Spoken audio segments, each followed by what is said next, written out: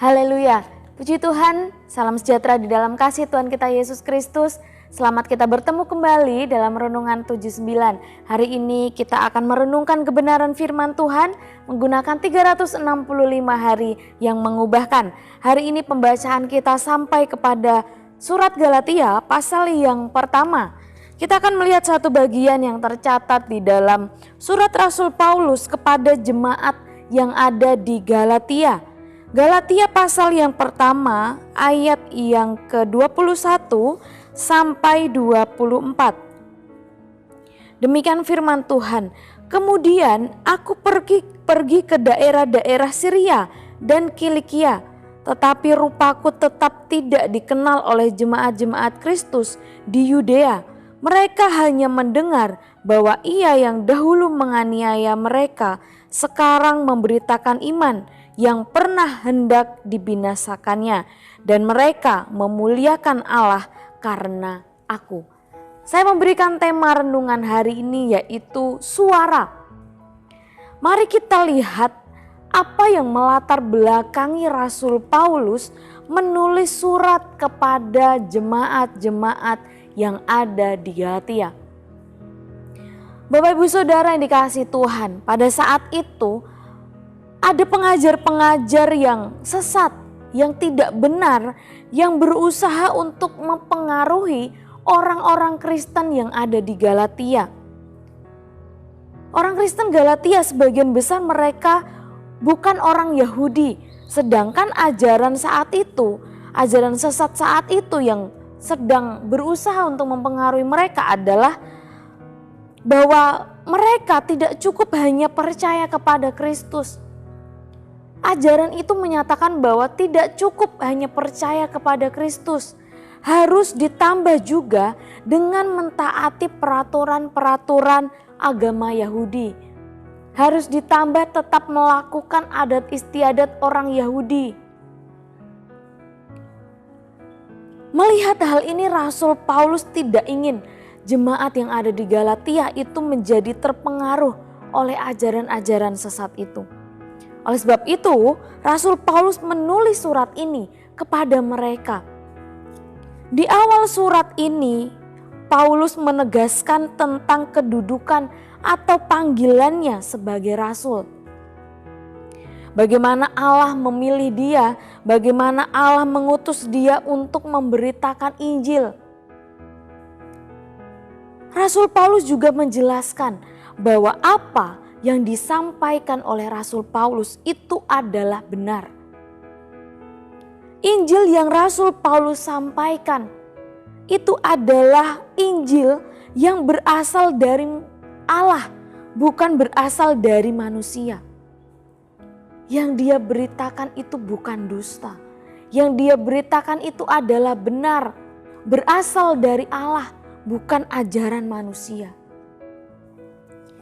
Kemudian Paulus juga menceritakan bagaimana kehidupannya yang dahulu sebelum dia percaya kepada Kristus, sebelum dia berdiri sebagai penginjil, sebagai rasul.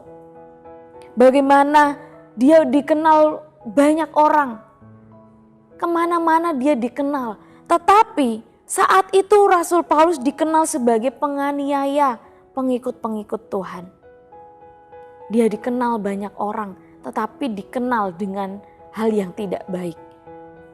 Sekarang Rasul Paulus menceritakan ya, ketika dia pergi ke daerah Syria dan Kilikia, jemaat Yudea itu tidak mengenali Rasul Paulus. Jemaat-jemaat Kristus yang ada di Yudea, dia katakan di dalam ayat yang ke-22, Rasul Paulus tidak dikenal. Dulu dia dikenal oleh banyak orang, tetapi karena hal yang tidak baik. Sekarang Rasul Paulus tidak dikenal, rupanya tidak dikenali oleh orang. Dari yang sangat terkenal menjadi tidak terkenal. Tetapi hal itu tidak membuat Rasul Paulus menjadi pesimis ya. Karena mereka sekalipun tidak mengenali rupa Rasul Paulus, tetapi mereka mendengar tentang kehidupan Rasul Paulus. Jemaat Tuhan sekalipun mereka tidak mengenali rupa Rasul Paulus, yang menjadi penghiburan bagi Rasul Paulus adalah mereka mendengarkan kehidupan Rasul Paulus, perubahan hidup dalam kehidupan Rasul Paulus. Dulu dia penganiaya jemaat, sekarang dia pemberita Injil. Sekalipun mereka tidak mengenali rupa Rasul Paulus, tetapi mereka mendengar bahwa Rasul Paulus sudah berubah. Rasul Paulus sekarang memberitakan Injil keselamatan. Bapak Ibu Saudara, dari kisah ini kita dapat belajar bahwa mungkin diri kita tidak begitu dikenal ya, rupa kita tidak begitu dikenal oleh banyak orang. Tetapi biarlah hidup kita itu menjadi suara yang dapat didengar oleh banyak orang. Perubahan hidup kita, perkataan kita, apa yang dapat kita lakukan, itu menjadi suara yang dapat didengar oleh banyak orang. Tentunya mereka dengar bukan suara yang tidak baik, tetapi suara yang baik. Ayat yang ke-24 mengatakan, dan mereka memuliakan Allah karena aku.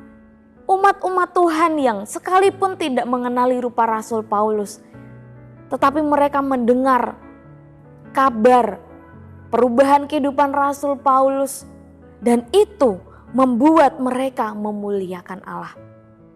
Jadilah suara yang baik didengar oleh banyak orang yang memuliakan nama Allah. Oleh sebab itu Bapak Ibu Saudara, yang harus kita lakukan sebagai aplikasi dalam kehidupan kita adalah perhatikan bagaimana kita hidup. Perhatikanlah seluruh kehidupan kita.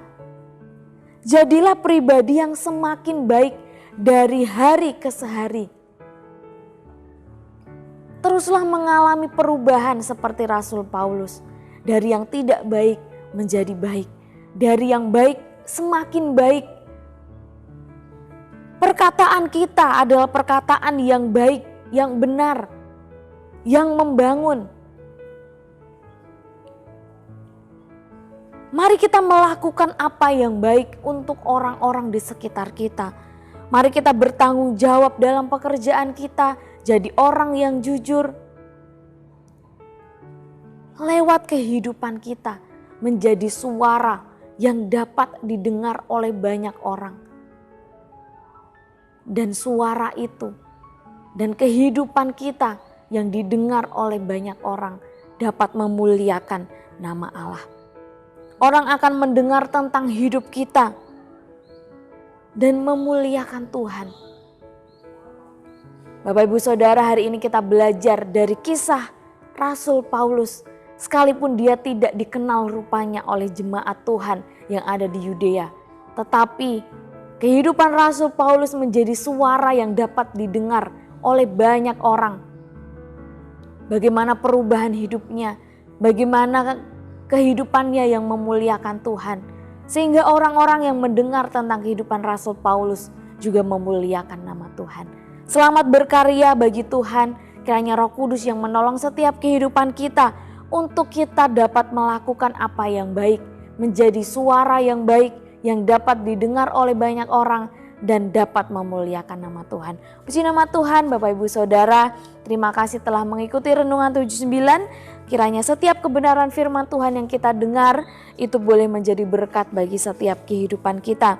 Bagi Bapak Ibu Saudara yang rindu untuk didoakan atau menceritakan kesaksian, dapat menyalurkan melalui chat WhatsApp di 0813 2742 0088. Mari kita tundukkan kepala, sama-sama berdoa. Terima kasih Tuhan, kami mengucap syukur untuk kesempatan yang masih Tuhan beri dalam hidup kami. Hari ini kami kembali dipenuhi dengan kebenaran firman-Mu, dibekali oleh kebenaran firman-Mu. Kami belajar sekalipun mungkin orang-orang di sekitar kami tidak mengenali kami sebagai orang yang terkenal, tetapi biarlah kehidupan kami menjadi suara yang dapat didengar oleh banyak orang, dan kehidupan kami itu dapat memuliakan nama Tuhan. Terima kasih Tuhan, berbahagialah kami yang Engkau pilih dan yang Engkau suruh mendekat untuk diam di pelataran-Mu. Kiranya kami menjadi kenyang dengan segala yang baik di rumah-Mu, di bait-Mu yang kudus. Terima kasih, kami mengucap syukur di dalam nama Tuhan Yesus Kristus. Haleluya. Amin.